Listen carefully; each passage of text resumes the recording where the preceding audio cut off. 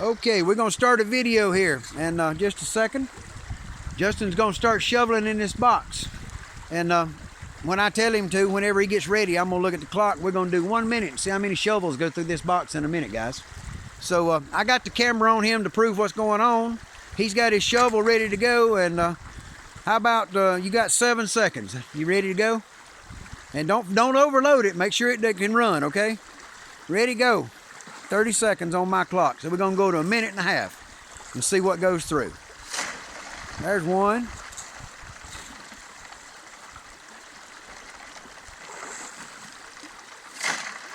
Two.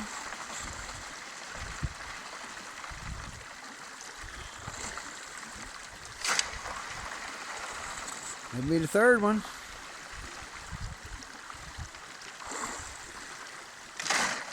You're up to 4. Just a little over 30 seconds in. 5.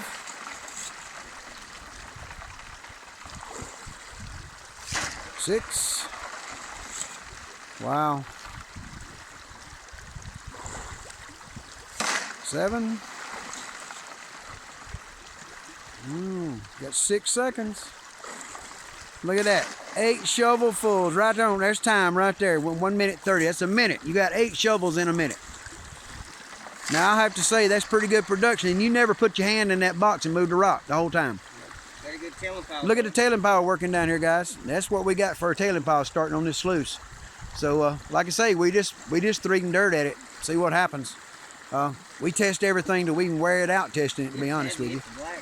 Got a lot of black sand in it? Black all the way across. Yeah, that's good. We'll find out what's in the bottom tray, too. It's going to probably be loaded.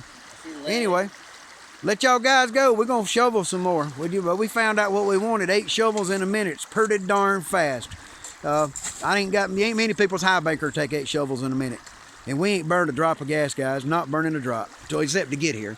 Later on.